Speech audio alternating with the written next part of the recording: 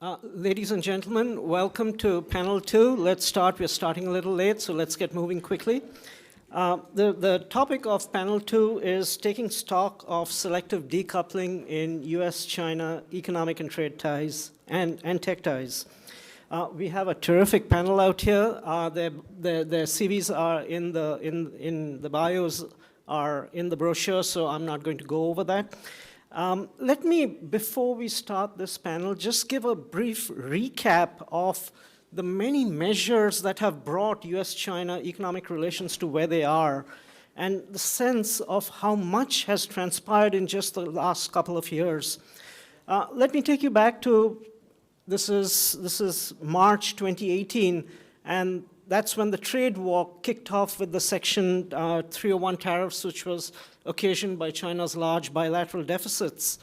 Come August 18, the U.S. Congress passed the Foreign Investment Risk Reduction and Modernization Act, which was an upgrade of the mergers and acquisitions regulatory process out here, which was primarily aimed at kind of closing the gap on Chinese minority investments, which sought to exploit their position, those minority investments in U.S. tech companies, and thereby gain access to IP and trade secrets. The tech war started in earnest in May 2019 after the collapse of the U.S.-China 100-day negotiations on trade, which led to the Phase 1 agreement later on thereafter. We had in May 2019, we had the Information and Communications Technology and Services Supply Chain Order, on the strength of which in August 2020, we had the effort to essentially impose the Foreign Direct Product Rule on and try to kneecap Huawei. The Biden administration doubled down on many of these actions, most notably, as we will hear, in terms of the October 7th Advanced Computing, Supercomputers and Semiconductors Order, which is aimed not just at denying China access to high-end chips, but tried to kind of choke the very existence of a Chinese indigenous capability to produce such high-end, to design and produce high-end chips back in China. That October 7th order needs to be read in conjunction with the CHIPS Act's foreign entities of concern final rule, which was issued just last month, which places a very low ceiling in terms of foreign investments which can be made in China's chip ecosystem in exchange for, of course, production subsidies to produce in the United States. Additionally, in August earlier this August, we had the outbound investment screening executive order trying to take first steps to institute such a mechanism, which would be the counterpart of the FIRMA legislation, which was passed in August 2018. And that's still at an early stage. Now, the Biden administration went not just in terms of sanctioning and controls and denials, but it also went with a very aggressive industrial policy with the aim of outcompeting China. It has utilized a number of domestic authorities, including the Defense Production Act, Buy American Act, the Buy-Dole Act, Section 232 of the Trade Expansion Act, and of course very large investment tax credits, which are most notably in the CHIPS Act and in the Inflation Reduction Act. We will be talking about those also in some detail. So there has been much that's transpired. Now, this is not just what the US has done. In parallel, Europe has taken quite a number of steps too, in terms to mimic some of these measures in terms of the foreign direct investment screening framework, the foreign subsidies regulation, the anti-coercion instrument, the European Chips Act, the 5G toolbox, or even very recently the list of critical technology areas that the Europeans would like to protect. And of course, from the beginning of this year, we've seen some Chinese countermeasures also in this regard. So, just to think back, all this has happened in just the last 5 years. I mean, it's really a present at the creation moment, perhaps, It might not turn out that way maybe over the next 25 years, but it could be also that sort of present at the creation moment in terms of enormous developments in U.S.-China economic and trade relations. And just to understand where we are going in this regard, and particularly with regard to some of these measures which have been taken, and how they have been actually implemented, and what is the status quo at this point of time in this regard.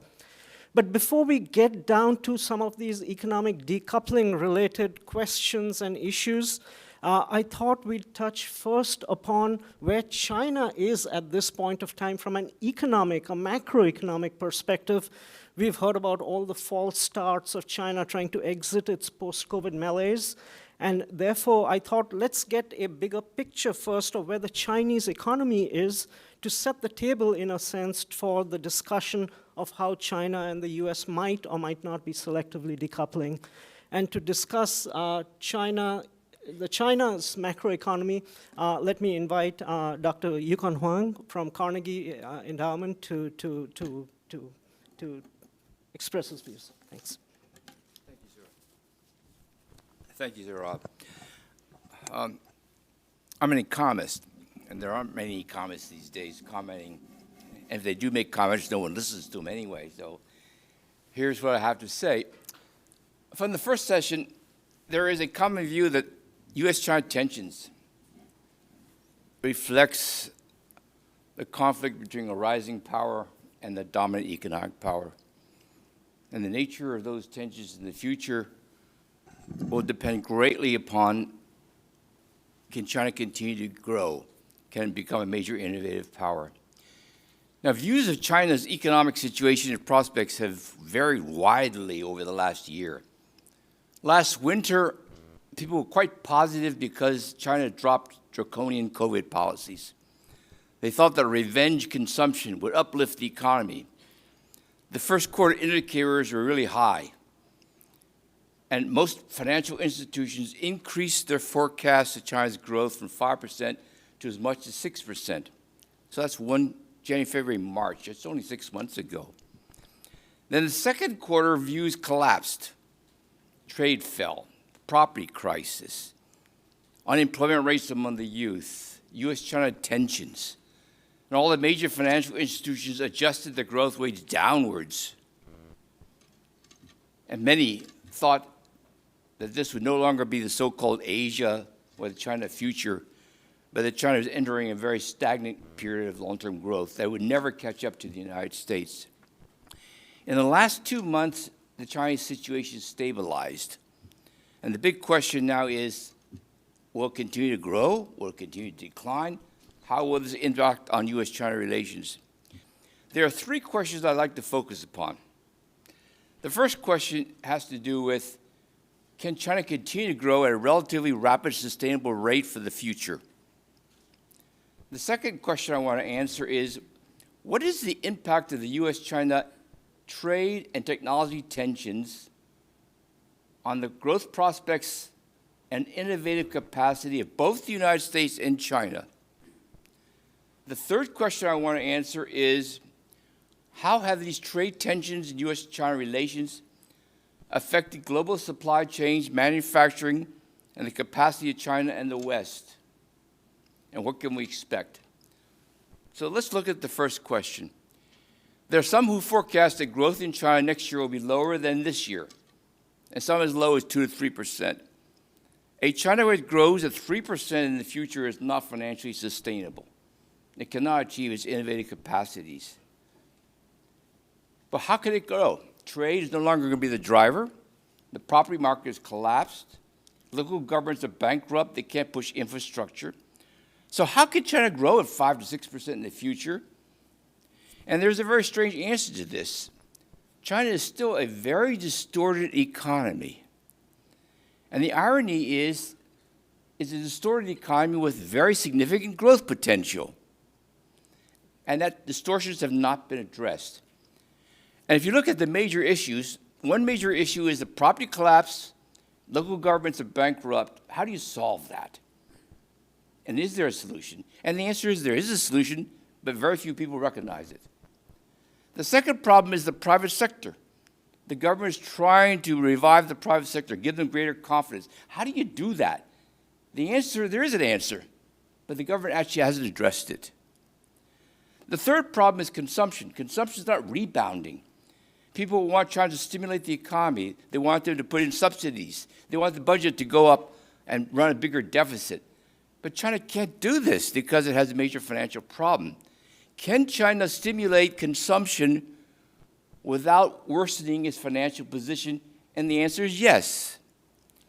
In all three of these areas, there's actually solutions, but there is a major problem.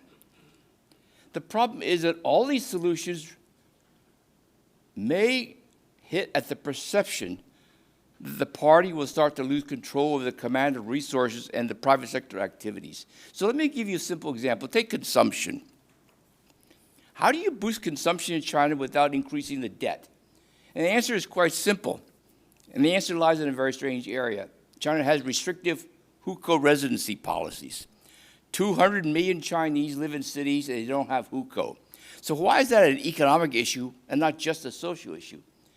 Because migrant workers save 40% more than normal Chinese households.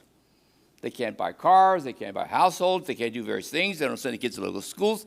You give them hukou, consumption in China would increase by 30%, equivalent to 1% increase every year for a sustainable future, and no financial cost to the government. But this would mean changing China's control over the movement of labor, and that's a sensitive issue. What about the private sector? How do you assure the private sector the government wants to encourage commercial activities, wants to reduce the tightening regulations? Is there something you could actually do besides saying to the private sector, I want you to produce, I'm giving you assurances? The answer is yes, there is something you can do. You could drop the requirement that private companies must have a party cell. The existence of a party cell in private companies creates political controversies and contradictions with commercial objectives. It's a stroke of the pen change. It would signify to the business community, we want you to actually go out there and do what you think to make more and more money. Now, what about property market? What about the local governments? How do you solve that problem? The problem isn't actually the financing problems of Evergrande. The problem has to do with the fact that local governments in China don't have resources. The revenues in the system are basically collected by the center and not by the local authorities. Local authorities have only been able to finance their expenditures by supporting property development. And that's why the whole country supports property development. And you can't sustain this. And what is the solution to this? The solution is you must have a major fiscal reform that transfers more resources to the private sector and locally, local governments, and away from the center. But this is politically sensitive. It means you're increasing the autonomy of the provinces vis-a-vis the center. So these are three major problems, but there are also major solutions possible. And the question in the future is, suppose China actually addressed these issues. China could easily grow at 6% a year for another 10 years. And that's the big question that we have to look at. So that's the first answer. The second question is, what about U.S. China tensions, the tech restrictions? Who's being hurt? And the answer, of course, is both sides are being hurt. How much is China's growth rate being affected by these restrictions on semiconductors and high tech? The answer is probably about 1% of GDP. So China's growth rate in this year, next year, and the future is going to be probably 1% lower than it might have been if you didn't have these tensions. But what about America?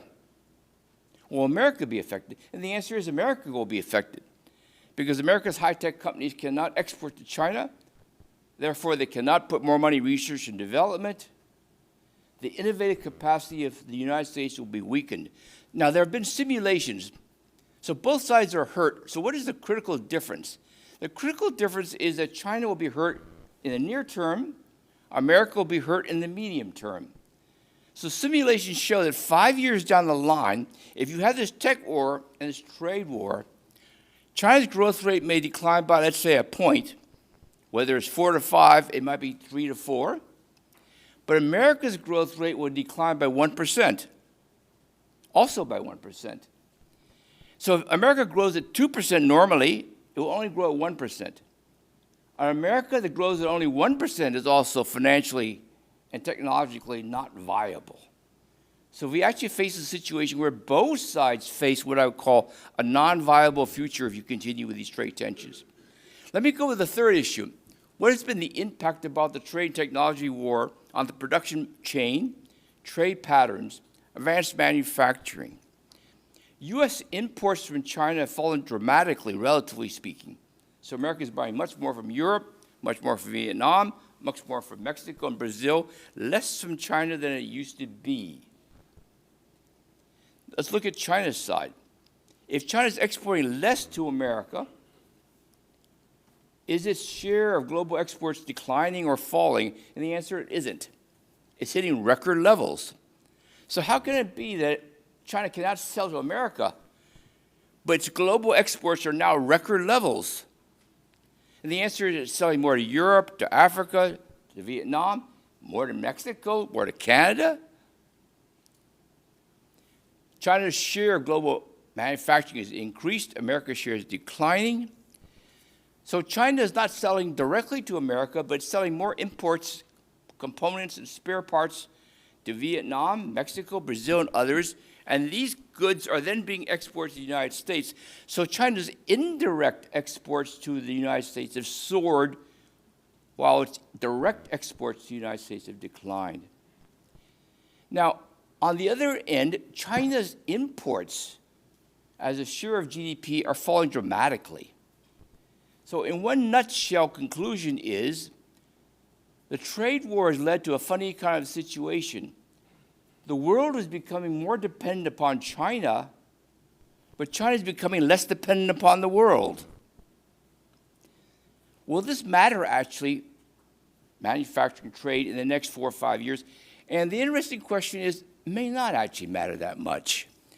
Because 5 years down the line, it's not actually going to be manufacturing or trade that's going to drive the global economy. It's going to be services. And you're already beginning to see this year, that the share of manufacturing trade globally is declining relative to the share of services globally. This is potentially a problem for China, because China is not actually good in services, it's very good in manufacturing. So these are the key questions in the future. The shifting composition between trade and services, the direct and indirect consequences between China's trade and the rest of the world. And then the question is, how will this affect the security, the tensions, the U.S. China relations? And I'll leave it to the rest of the panel to talk about that. Thank you.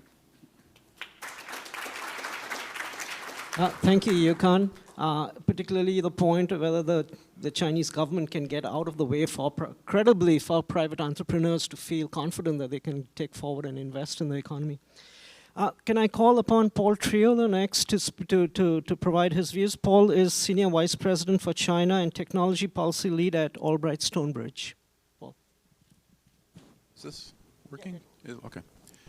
Thanks, Sourabh, great comments. Well, I usually compliment panel organizers on the timing of the panel, because there's always so many things happening in U.S. China relations, so there's always something right on the horizon. But I think today maybe really takes the cake, because I've just spent the last 2 hours reading a 295-page document that the Commerce Department released this morning on export controls, updating the 7 October controls. So your timing couldn't have been more perfect to schedule this. So I'd like to just sort of put that release in some context, and we can dive into some of the issues related to it.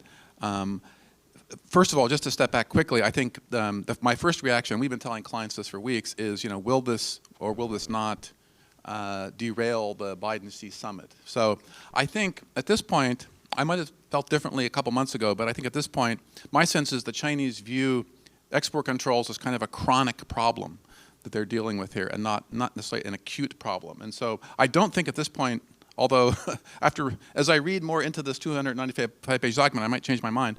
I don't think this is going to derail a potential Biden-Xi summit. We have Wang Yi coming at the end of the month, and I think that we're on course for that, because I think both leaders and both administrations, if you will, want that meeting to occur.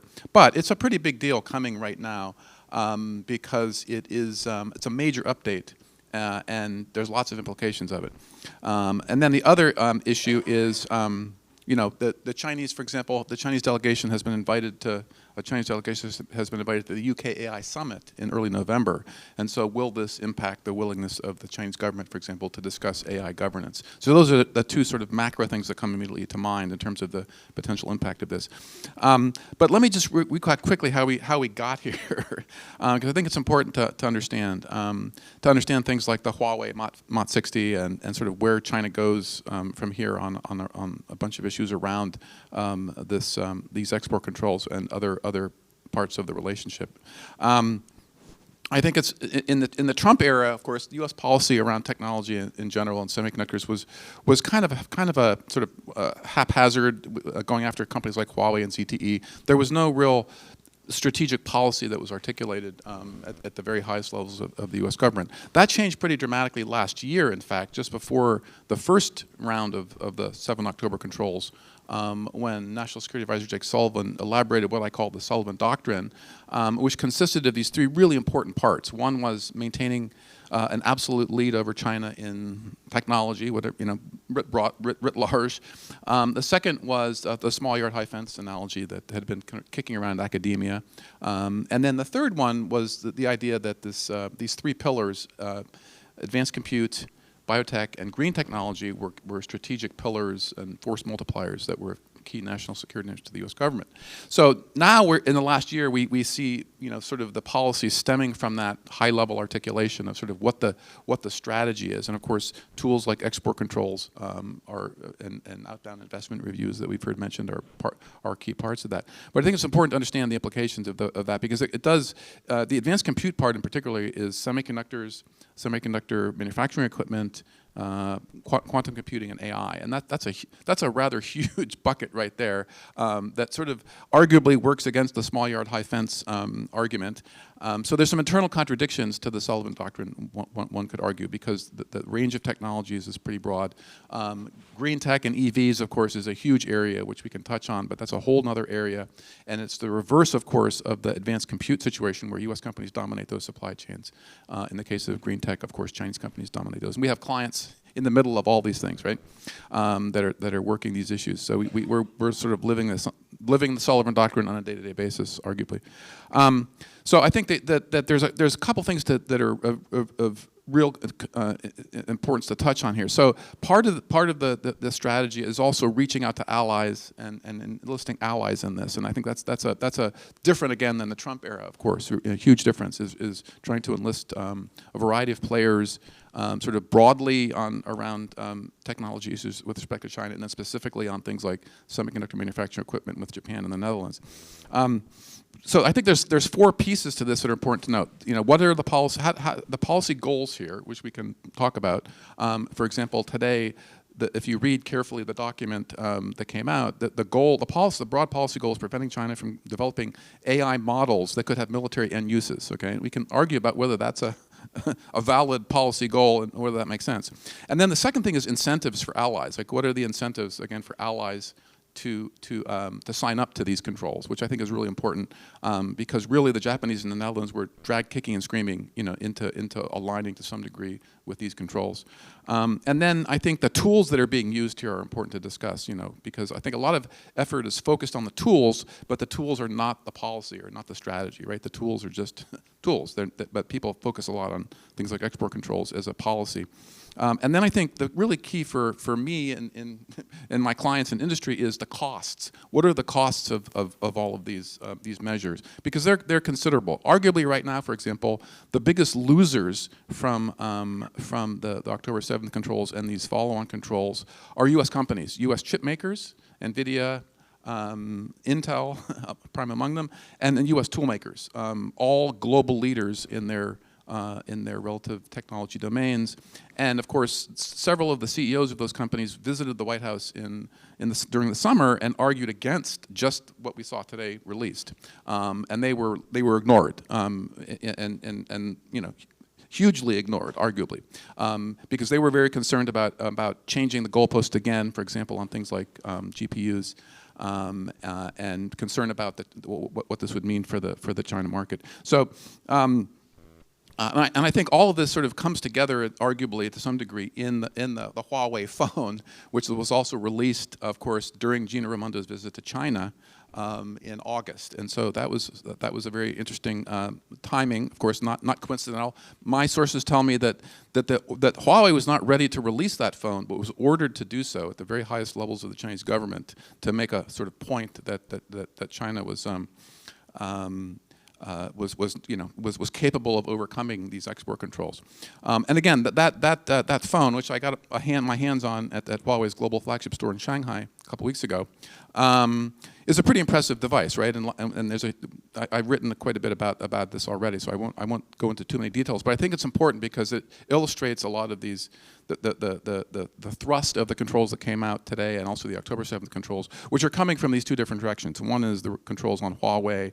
And you can argue whether it's really the goal of the U.S. government to prevent Huawei from building a consumer handset. That's another interesting part of this. But obviously, the key focus is on the domestic capabilities to manufacture semiconductors.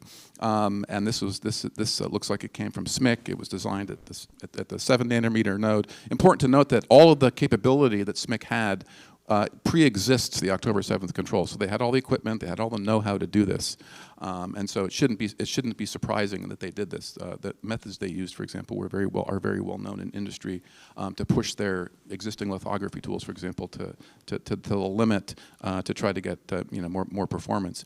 But I think the big question then is going forward is with all the new controls coming out, where does China go with all this? Because arguably the Huawei phone that represents sort of the crystallization of China's existing capabilities to try to overcome the controls. There's still a big question about what's the roadmap now. Where does China go from here? There's still tremendous restrictions, for example, on advanced lithography systems. So there's a huge issue there. But I think that for me the key takeaway of that is that U.S. controls have massively incentivized the Chinese system to get better and to innovate and to sort of invest in domestic capabilities. So, for example, the tool makers in China just over the last year have become fully vertically integrated with the fabs in a way they never were before October 7th. And they were already taking market share, those tool makers, from U.S. companies, and now they're taking even more market share. So I think finally I think we have to at least consider. Are the assumptions for these export controls are they is the basic assumption sort of wrong? When you talk to people in the industry, the concern is that the assumption seems to be that U.S. companies have a secret sauce, a secret technology that only they have, and if we lock that up, will prevent China from developing that technology. And in fact, the way this industry works, for example, semiconductor industry, it's an applied science, and there are many different ways to do things. And so so in fact, U.S. companies don't have a monopoly on specialized knowledge. And so by incentivizing Chinese companies to innovate and look for other ways, what we've done essentially is ensure that Chinese capabilities will improve domestically over the next decade. And then the idea, of course, that controlling those technologies means that China can't develop them. I think we've seen already with the Huawei phone, and I think we'll continue to see innovation in the Chinese sector. And then finally, that what that means is the big losers, again, as I noted earlier, are U.S. companies, and they've been making the argument for the last 3 years that undercutting their market in China, for example, it cuts into their R&D budgets and their ability to innovate, and that's a national security issue. And clearly, that argument has not found any reception in Washington over the last 2 years. And then I think finally, the other misconception I think is that China would have kicked out all the foreign companies anyway. But of course, governments can't mandate that their companies get better. And particularly in the semiconductor industry, I think that Chinese companies, without the controls, would have tried to use the best technology as companies around the world do from anywhere. They wouldn't, and that, for the most part, up until 2 years ago, was from U.S. companies. And so we've sort of incentivized Chinese companies to both design out U.S. technology and to sort of channel investment and other resources into domestic companies. And then finally, let me just, if we want to touch on EVs, I think the other part of since the theme is sort of broader decoupling, I think that the danger, I think, would be if the sort of green technology and and things like EVs and EV battery supply chains get sort of dragged into the broader issues around U.S. China relations and decoupling, et cetera. I think that's a really bad development. And I think there it's tricky because there is no easy strategy, like there's no Sullivan doctrine for green technology, or there's no clear policy approach that will not essentially deny U.S. companies and U.S. automakers, for example, access to the best and greatest EV battery technology, which again is primarily from the top 15 of 20 companies that do that are Chinese. Let me stop there.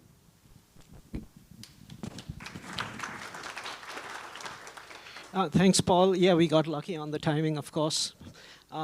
Thanks for your fascinating insights of how the Chinese are responding, and also for just teasing out the issue, with regard to the IRA and the CHIPS Acts, huge subsidies on the line. We see that in chips, we see that in autos and EVs, and we see that in solar too. And these are all, in these three industries, they're all positioned at different points. Who leads which industry? The US leads obviously chips, China is dominant in autos, getting dominant in autos and solar. And basically how that legislation plays out will be fascinating to watch.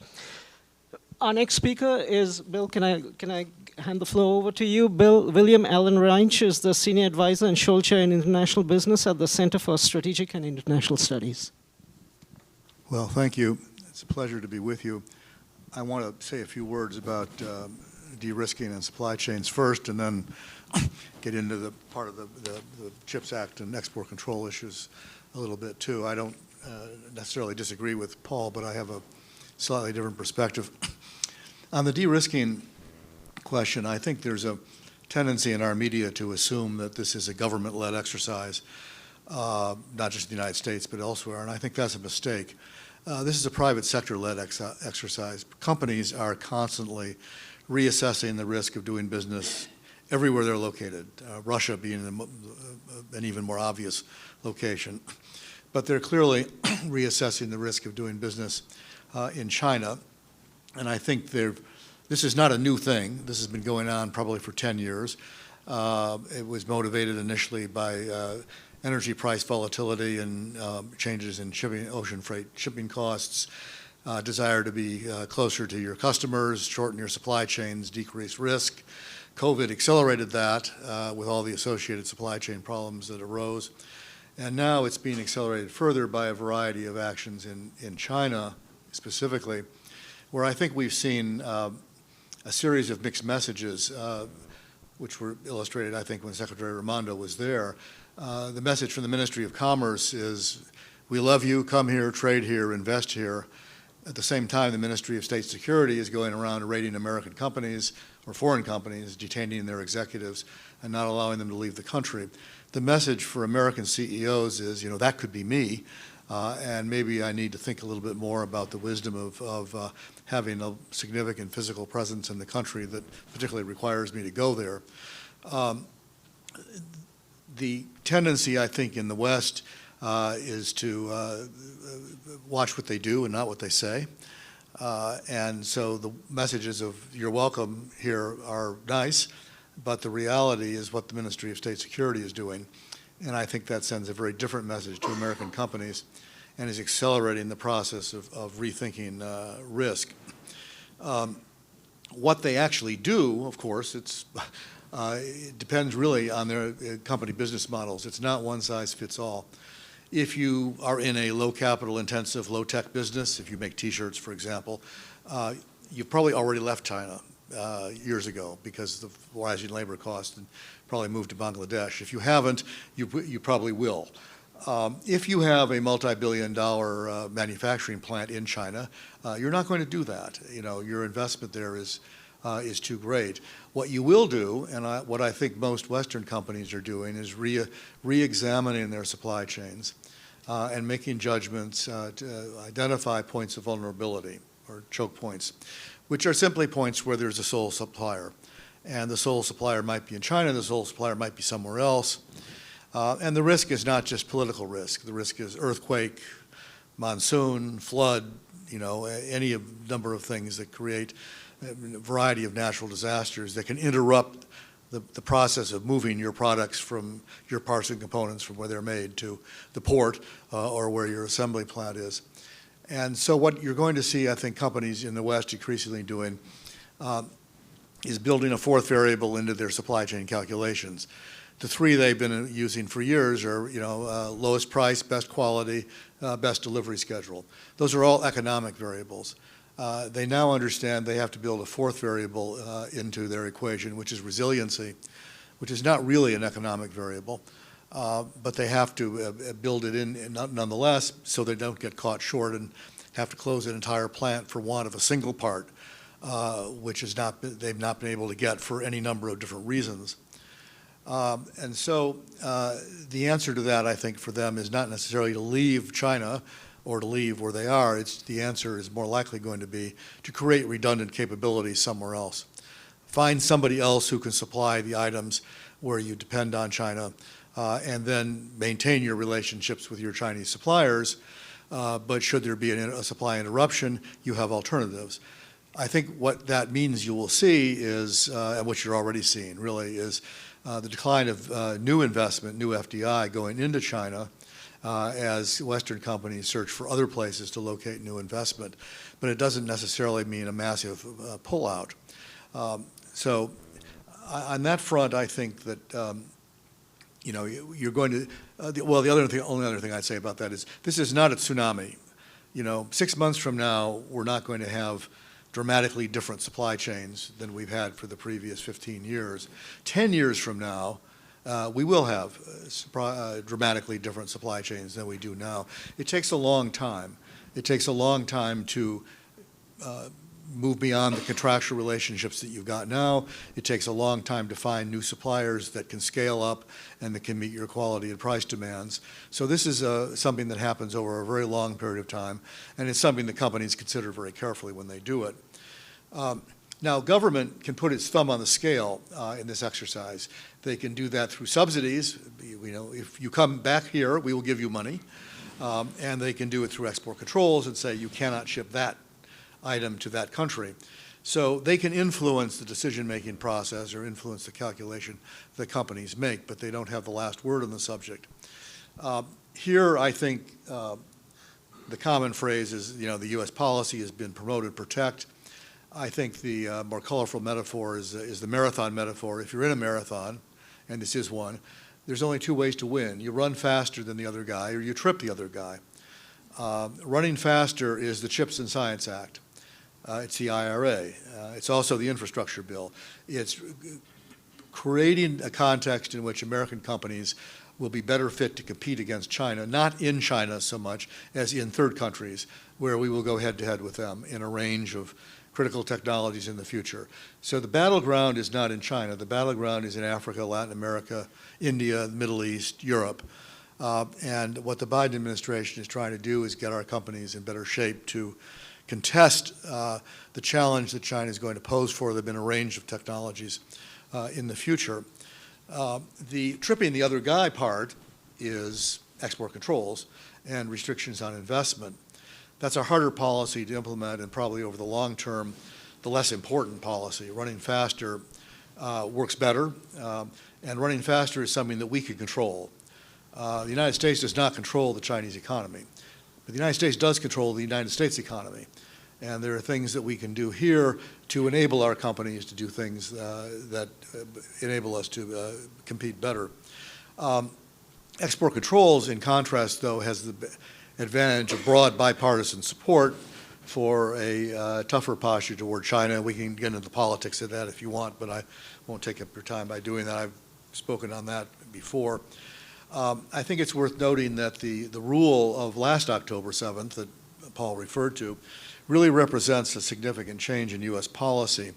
The policy for the previous 30 years, which really began when I was doing this, was basically a flexible level of control simply designed to keep the adversary, not only China, but for purposes of today, China, 1 or 2 generations behind where we were technologically. That had certain advantages. It enabled us to sell them lots of low-end or older stuff. and use that money to do what exactly Paul said, to R&D into next generation products. And as those next generation products were developed, we could move the control levels up to enable the sales of items that were now older. The administration changed that a year ago by basically putting it in a flat line and saying, as long as we're in, that's the line of control, and we'll flesh that out, which is what they did this morning. But that's the line. What that means in practice is raises three questions, and I'll close with that. One is the effect on U.S. company revenues. I think the short-term effect has been not that big, with the exception of a couple companies, NVIDIA being one.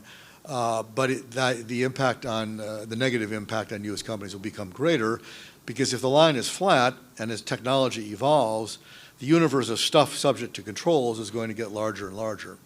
And that means the effect on company revenues is going to grow, and it's going to affect more companies.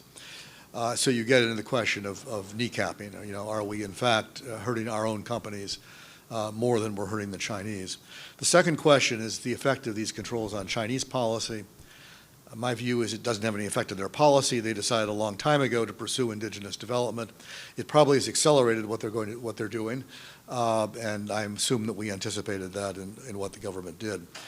The third and last question, which I think is the most interesting one, is the design out question. To what extent does this create an incentive for China and for third countries to create technologies and products that do not contain any American input, any American parts and components or any American technology, thereby making them essentially exempt from the controls that the United States and its allies have established? If you want to see an example of that, look at the communication satellite issue in the late 90s and the early aughts, where the Congress imposed strict controls on the export of ComSats for launch on Chinese rockets, and the U.S. global market share shrank from 75% to 25% in the space of a few years. Congress corrected the mistake, and some of that has been recovered, but it's an interesting question to study whether that's going to happen again this time around.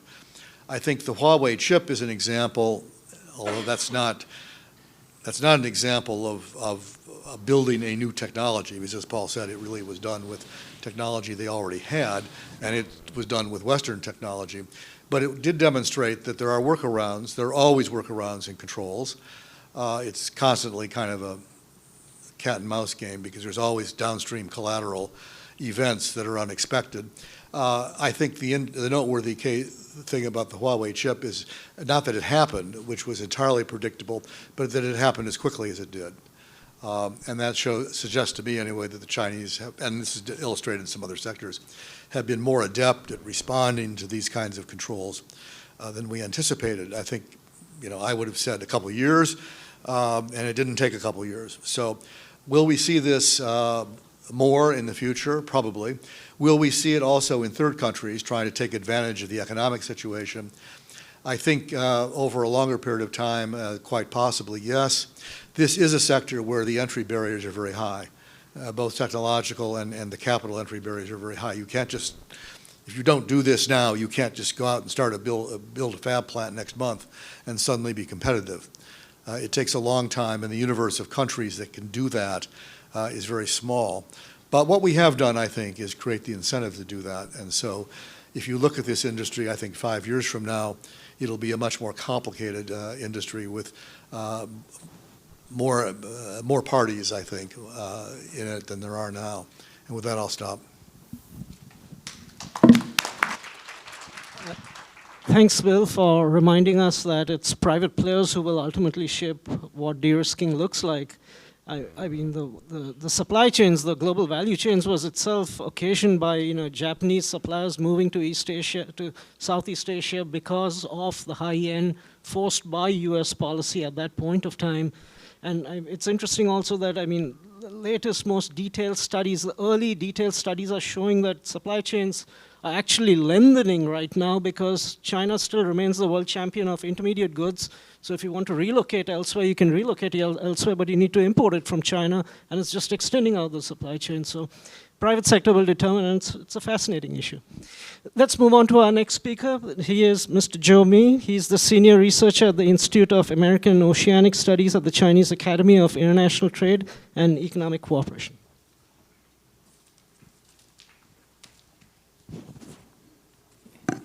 Okay, thank you very much for having me here. I think it's my pleasure to be here to discuss the related issues with you.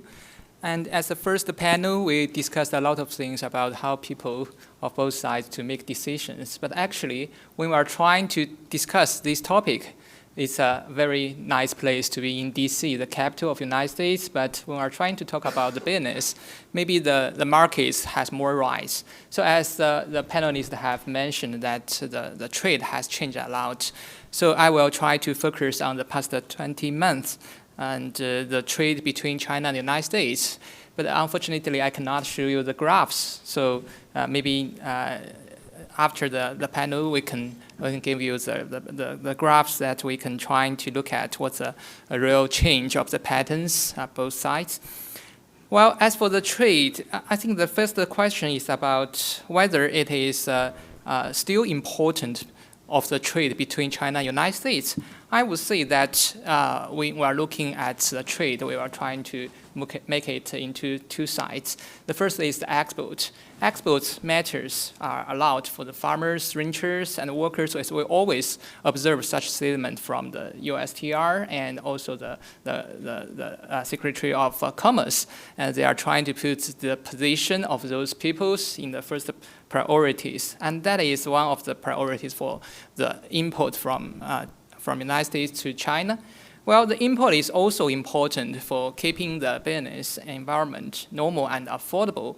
Well, if we are looking at the data about the CPI, about the inflation, we saw there are a lot of difficulties in the United States compared with in China. I think one of the factors is there are more tariffs, which makes the choices much more dispersed to other countries. Well, if they are still trying to import something from China, they have to pay more. So this is kind of thing that we need to consider about to make the environment more affordable. Well, when U.S. governments have strong intentions to reverse the international transfers of industries, as one of my observation that China has benefited a lot from the transfer of industries in the past decades. Well, we still believe that trend will not stop here in China. So some panelists discuss about the transfer from China to other countries. I agree, it's happened, and we are not trying to stop that because it's kind of rules for the international practices. But the United States want to do something to interfere with the process. Actually, we see there are some good signals as the manufacturing increased and the salaries of the manufacturing also increased. Well, they still have to address many challenges, like I observed in Los Angeles. They told me that they want to control the pollution of the air. Well, for many decades, they put a lot of restrictions on the oil, on the gasolines, but finally, they solved this problem by the transfer of the industries, the sectors. So actually, this is not reversible in my understanding. Well, China is pursuing sustainable development with better international trade to provide enough space, not only for China, but also for other countries. Well, in my understanding that the global supply chains is not always like what we have observed before the trade war between China and the United States. We are seeing that there are maybe in the future, there are quite different hubs of the trade. One is in the North America, another one is around the Asia, especially the East Asia and the Southeast Asia. Actually, this is happening, and we can expect if nothing has to be done to interfere with the trend, it will continue to do more in the future. If we are looking at the trend, I used the past 20 months data about the trend between China and the United States from the custom of China. We can observe that the export to the United States is decreasing. Actually, I would say that from the general trend, it is decreasing, but not in a very big term. If you are looking at another indicator about the share of the export to the United States in China, it is also decreasing. But if you are trying to separate the terms into two, I mean, for the first 12 months of last year and this year, you may find that from the beginning of this year, the share of export to the United States is increasing. So, but if we're looking at another indicators about imports from the United States to China, that trend is just on the other direction. The share of the United States import in China's total imports is decreasing. So there will be some scissors shape for the different, the attitudes of the trade. But if we are going to look at the sectoral distribution, they are quite a bit different. So if we're looking at the China's import from United States, I found that altogether there are 97 categories as a HS code for the HS code 2 categories. Among them, there are about 51 of them are increasing, while another 47 is decreasing. So the mainly things that we import more from the United States, including the living animals, the tobaccos, and also some of the ships. And for the categories of decreasing includes the grains, the seeds like the soybeans, the cottons, and some of the the collections or other things. So it's a normally average between the increase and the decrease of the different sectors. But if you are looking at another for the export to the United States, it is much more different. So for the sectors that has been greater than the 20 months ago, there are only 19 sectors. Well, for the decrease, there are altogether 78 categories. So it seems that when we are trying to export to the United States, there are more negative effects by or different factors between China and the United States. And among them, what are the mainly increase, including some animals, plants, or of the oils, the zinc, and some other kind of most diversified products. For the decrease, including some of the fireworks or the aircraft.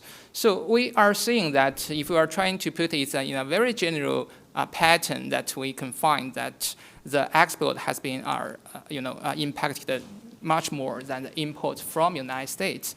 So as for the last part, I would say that trade between China and the United States is in the different ways. When we are trying to make it clear that Chinese companies are really want to know whether it is possible to keep stabilities of the trade environment. So just at the beginning of the trade war between China and the United States, I think that the trade patterns has fluctuated a lot.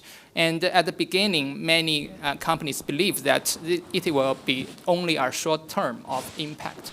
And they still want to trying to do more to continue their business. But after several years, they say that maybe it's a irreversible trend, and they will trying to use different strategies. If you are looking at certain examples, like for the EVs, many Chinese companies are doing business and investing in Mexico, in the supply chains around the United States. They want to use the opportunities of the growth of the market. Well, for the after several years, I think that many Chinese companies are trying to look at the the uncertainty, whether it is good for them or whether they can do something to interfere with this. And in this progress, I will see that the business, the private sectors are doing quite different compared with the past conflicts between China and the United States. In the past, in the previous years, many of the private sectors will stand out to see that we should not do that. We should not try to spoil or trying to destroy the relationship between us. But this time, I think that especially after the Trump administrations, there's very few of them are trying to stand out and to see that we will not want uncertainties.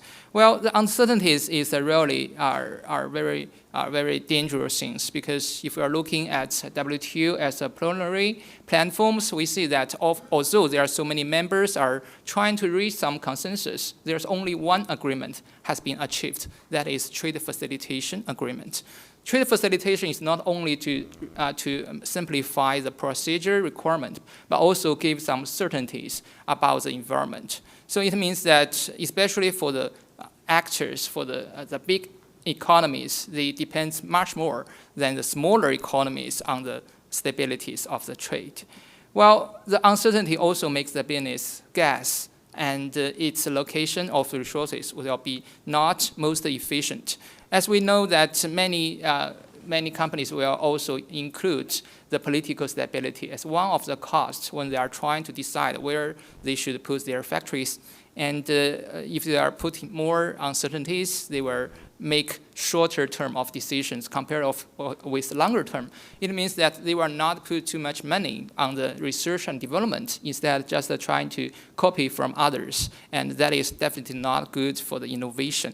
Well, China is not trying to make export, not only trying to make export stable, but also trying to boost the import for its people. So you can see that the CIIE, the exhibitions, is trying to make better use of the import.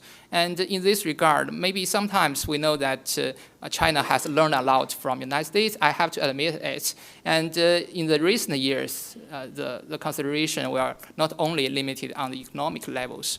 So we are learning how can we make the supply chains more secured, and how can we try to address the national security problems. Some people say that China is making much more or even further the United States about the national security, but how can we know that what will happen to meet with in the future if we cannot do something in advance? So I just want to express that what we are trying to do after the trade war, it's a kind of very important impact to give some lessons to Chinese government that we should not only trying to be so naive that the world is just like the pattern of its usual ways. So maybe we should try to do more to make it more in the legal based discuss about these issues. Well, the cooperation between the major trading partners would reshape the trade patterns and benefits. The weakest part of people most for the participation in the global supply chain, which is originally been my topic about to discuss today, because when we're talking about the trade disputes, we may find that the weakest and the poorest parties are suffered a lot, and they do not have many rights to speak for themselves. They have to take the effect, take the facts. Thank you. Thank you, Mr. Mi, and for your views on trade trends. It's the unhappy part of the U.S. China relations went from managed trade to no conversations also on trade right now, and we'll see how that goes going forward. Our final speaker, I think he has some very insightful things to say, Dr. Denis Simon. He's going to speak on, among other topics, on the Science and Technology Agreement also. Denis, go ahead. Hi, everyone, and let me thank ICAS again for putting together really an excellent program. And Paul is right, the timing seems to always work to its advantage. It seems to pick the right topic, the right people at the right time. As the last speaker before lunch, it's a little bit hard to figure out always what to say, because a lot of smart people have gone before me and said some very important things, but let me try. I work on Chinese science and technology as well as higher education. I've been doing this for about 40 years, and over the last year and a half, I've been heavily involved in both the renewal, or at least the hope for renewal of the S&T agreement, and also involved in higher education, both of which are really immense topics of importance in the context of the bilateral relationship. And I think it's important to recognize that where the country stood at the time of normalization in 1979, the relationships were very asymmetrical and unequal. The United States was more like the teacher, China was more like the student, and today, basically, the situation has become almost 180 degrees reversed. Both countries now stand at the forefront of technological innovation in many, many fields, and thus the dynamics of the S&T relationship now have far-reaching implications, not only in the bilateral relationship, but also on a global level. Even with the downturn in the Chinese economy that Yukon spoke about, China continues to move ahead in a very significant way with strengthening the performance of its innovation system. Last year, it finally reached 2.55% in terms of R&D spending. It also continues to move ahead with reform and reconfiguration of the institutional structure, particularly with the establishment of the Central S&T Commission, and it also continues to move ahead through the rebuilding of its universities with the development and utilization of high-end talent. These are all important areas that are helping to drive the Chinese economy forward, and it does raise a number of questions about, as Paul indicated, whether we have unleashed the dragon by putting the squeeze on China in terms of helping to accelerate China's technological progress. So let me identify 3 events I think that are very important, all 3 of which I've been involved in, but I think they're particularly relevant to the science and technology landscape. First, those of you who may have watched the recent Chinatown Hall organized by the National Committee for U.S. China Relations may remember I had a chance to ask Ambassador Burns explicitly about the future disposition of the S&T agreement. The agreement, as some of you know, was first signed in 1979 and renewed every 5 years, all the way even including 2018, when it was also renewed during the Trump administration, though it was done in the cover of darkness in the night with very little fanfare. Instead of allowing the agreement to elapse this time around in 2023, a decision was made that they would agree to a 6-month extension of the agreement. This is a little bit consistent with what went on last time, in which there were 3 extensions before there finally was a renewal. But this time, both sides have said that they don't want to go through that process again. They want to go and arrive at an agreement at the end of the 6 months. So their job now during this 6 months, 1 month has already passed, is to negotiate the terms of what would be a new S&T agreement. Ambassador Burns' response to my question was anything but optimistic, unfortunately. While his overall remarks at the town hall about U.S.-China relations were generally positive, his comments about the likelihood of the renewal were anything but that. In fact, there continue to be lots of ongoing deliberations inside the U.S. government. The point entity is OES in the State Department about what would be required to renew or reconfigure a new S&T agreement, maybe something called S&T Agreement 2.0. The Chinese side, at the same time, continues to ponder what kind of changes they need to make, given some of the things that have gone on in China, not only to renew the agreement, but China, again, wants to re-energize the agreement so it provides a meaningful roadmap for the future of science and technology cooperation. And in fact, let's remember, despite all the comments about self-strengthening and self-reliance in China, President Xi Jinping continues to emphasize that China's intention is to remain globally engaged. And I think this is something very important to remember. So while the previous cooperation covered many fields of mutual benefit, including agriculture, public health, environmental health, technical standards, the most often cited example of a successful project was the CERC project, the Clean Energy Research Centers that were established during the Obama administration. Clean energy obviously continues to be an important area of potential collaboration, especially if we see it as part of a more comprehensive arrangement for dealing with global climate change.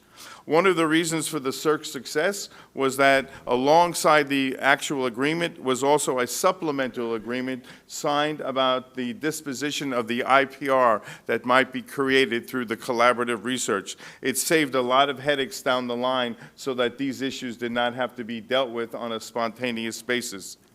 But I would argue that it remains to be seen whether the two countries can fully engage one another regarding global climate change without the kind of framework that has been in place and provided by the S&T Cooperation Agreement over the last 40 years. The deadline for some action is February 2024. The central problem right now that both sides face is whether the two countries can figure out how to incorporate a slew of new problems and issues into a workable agreement. Most of these issues were not even considered in 1979, and they include today, of course, as we know, data security and access, cybersecurity, personal security, and military-civil fusion, as well as some of the older issues or lingering issues like IPR protection, equal access and reciprocity, and adequate funding. I mentioned the funding issue because without adequate congressional budgetary support, the relevant U.S. government agencies will not have the money to continue existing projects, let alone begin new activities. Of course, the government-government relationship has been far exceeded by cooperation between universities, think tanks, research institutes, and even corporations. Nonetheless, the existence of the agreement does provide an umbrella that implies the blessing of both governments that cooperation in science and technology is important for both countries. The second event I want to mention is the current study that's going on under the National Academy of Sciences, Engineering, and Medicine on talent issues. Last week, the committee overseeing the Talent Project heard several presentations, including one by myself, about the state of China's talent strategy, the international recruitment of talent by China, and the progress of Chinese researchers have made in terms of cited papers in Tier 1 referee journals. I don't speak for the committee here, and it would be premature of me to suggest at all that they've made up any of their conclusions. That said, it became rather clear after the presentation of those papers, as well as several other papers, that the United States and China, through their research cooperation, as well as through the student and scholar exchanges, remain highly interdependent, and that the U.S. talent pipeline would suffer immensely if there was a sharp drop-off in the number of Chinese students and scholars coming to the United States. The abrupt growth in the number of Chinese scholars already leaving the United States to return back to China or even go to third countries is already a reason of concern as we look at the continued reverberations of the China Initiative, even though that program has seemingly been terminated. Now, some of the decline in numbers of Chinese students coming to the U.S. may be the result of a much more significant phenomena, namely the rapid rise of Chinese universities and the desire of many Chinese faculty members to retain the best and brightest students back in China. New data from Tsinghua University, for example, has showed a 50% increase in the number of undergraduate students deciding to remain in China for their advanced study rather than go overseas. Suffice to say that a decline in S&T cooperation combined with some kind of sharp decline in student and scholar exchanges would be damaging to both countries. And finally, the third event I want to discuss is specifically related to U.S. China education cooperation and exchanges. As we all know, the S&T relationship and the education relationship had been bedrock elements in the bilateral relationship. Even during times of political difficulty, those two areas seemed to thrive. It wasn't that either of them were problem-free, but that both countries seemed to find continuous, ongoing mutual benefit from cooperation in these two areas. In September of this year in New York, under the umbrella of the Institute of International Education and the China Educational Association for International Exchange, 15 top Chinese universities met with 14 U.S. university leaders from public and private universities for 2.5 days to discuss in great detail all aspects of bilateral cooperation in higher education. The topics covered included undergraduate and graduate education, the future of scholarly exchanges, university research collaboration, campus issues, and any relevant policy issues such as visas.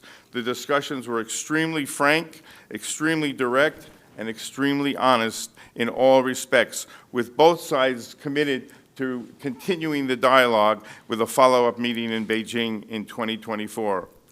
Putting together such a meeting wasn't easy, particularly on the U.S. side, because many senior university administrators at U.S. universities told us while they would like to attend such a meeting, they could not secure the necessary approval from those above them, particularly because of legislative pressures on their universities.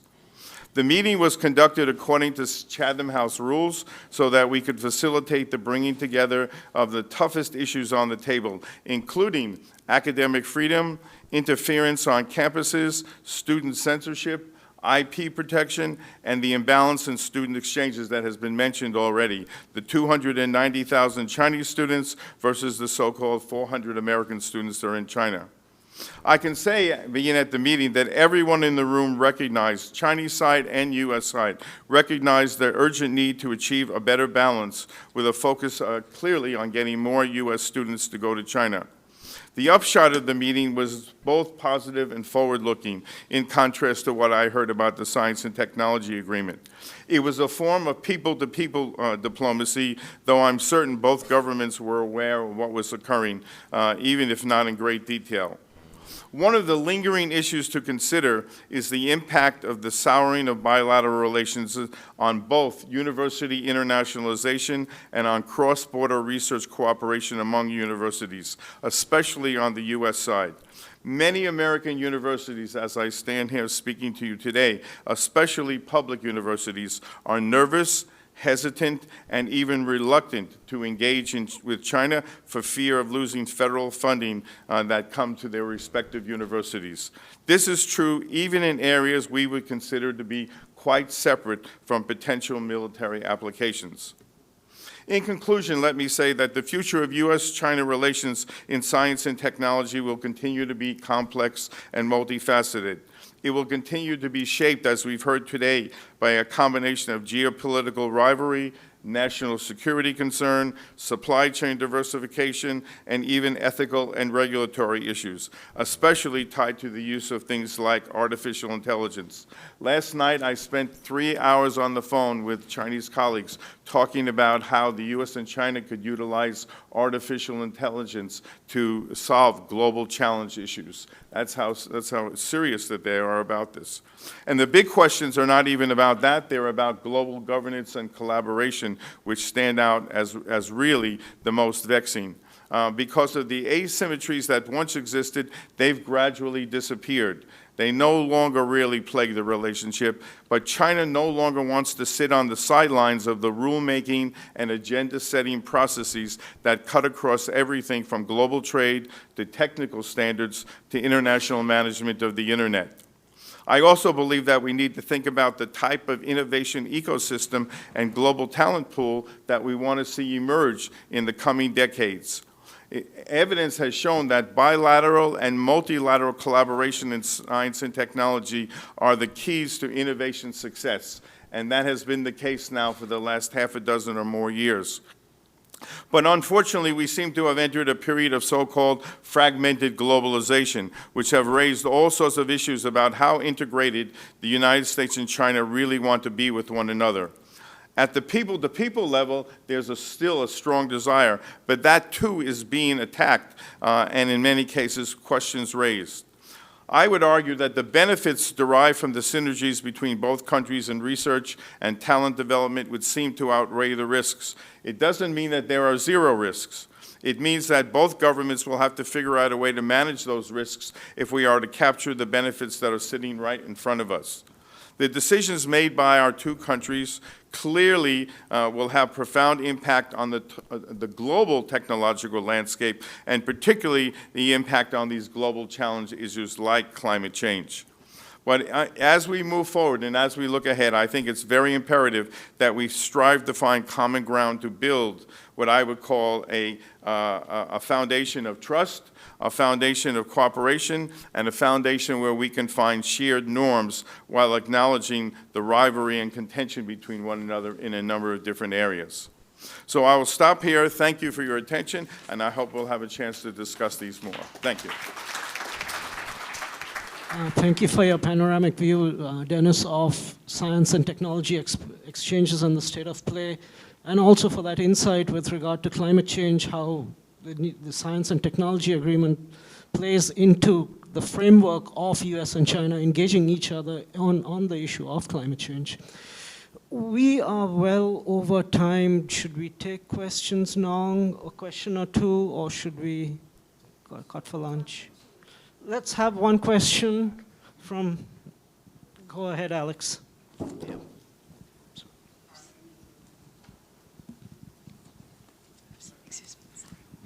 Thank you. I am Alex from CG Canada. I have a specific question to Paul.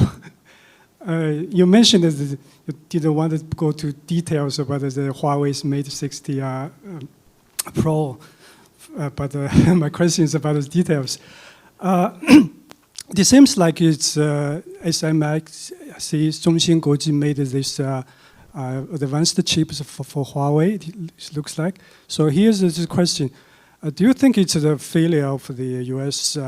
Advanced chips export restriction to China? And another small question is according to my source, he is an employee from SMIC. He said it's not possible for us to make this 5G chips for Huawei because we are on the sanction list. We are not allowed to make this. I don't know if SMIC is allowed to use the DUV equipment to make this 5G nanots, 7 nanometers for Huawei. Please clarify. And Okay. questions about to what extent do you think China considers it like either the advanced chip manufacturing? To what extent they can use the advanced packing technology, chip 3D to make Okay, up? we could spend an hour on each one of those. But quick answer. So the failure, no, you should not. It makes no sense to view SMIC's manufacturing of some layers at 7 nanometers as a failure because they had all that equipment before October 7th. So they were quite capable of doing that. The technique was used previously by TSMC. So it's well known in the industry, multi-patterning. It does have implications because you can't get high commercial yields, for example, around pushing your DUV equipment to the limits, essentially, right? But so those tools were not designed for that node, but are capable of doing that. So it's not a failure because they had all that before October 7th. But the bigger issue then is SMIC. SMIC is a very complicated company. Many of their clients are U.S. companies like Qualcomm and others. They manufacture a lot of chips for U.S. companies. So the question is where to draw the line around these controls. And it's been difficult because no individual piece of equipment that they're using is specifically designed for a certain node. And so that's why the new controls that we came out today and that are trying to plug some of the loopholes will extend the types of equipment that are going to be controlled. But the licensing decisions around these are really important because it's tricky because some parts of SMIC are manufacturing at more mature nodes and supplying U.S. companies, and some are, of course, every company, every foundry is always trying to develop more advanced node capabilities. So, and then the question of sort of whether it's a failure, again, it depends on what the goal of the control was.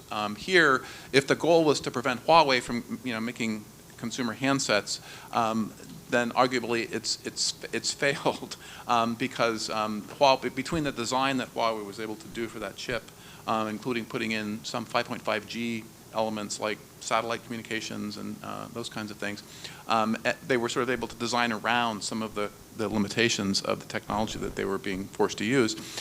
So it's sort of a success for China and for Huawei. But on the other hand, Huawei was designing chips at much more advanced nodes before the controls. So all these things depend on sort of where what your viewpoint is on this. And then the question of your other question, the roadmap here is tricky because those tools potentially could go to 5 nanometers, for example. But again, you're going to run into the really tough issues around yields and commercial yields and how do you scale that to produce the numbers of these very advanced semiconductors that Huawei would need to compete. And the other question is, again, Huawei is only going to be able to compete domestically because the other restrictions around Huawei not being able to use Android and Google mobility services, for example, will prevent Huawei from competing globally. So again, it depends on sort of what part of the equation you're looking at. But I think my broader observation earlier was that the whole issue has incentivized Chinese tool companies and the whole vertical supply chain of tool makers, for example, that works with foundries to improve. And the Chinese government, of course, is putting in place lots of other new incentives to make to favor sort of the semiconductor tool manufacturing sector. So it'll be. Over time, we'll see how that evolves, but eventually those Chinese companies are going to move up and be able to produce better and better tools, but it's not easy and it will take time. Should we have one more? Okay, let's go. One more. I was going to ask 2 questions, but I'll ask one and I'll be brief. Mr. Reinsch, you mentioned the battleground for running faster is not China, but in places like Latin America, Africa, the Middle East. You didn't include Southeast Asia. Is there a reason for that? Thank you. No, I forgot.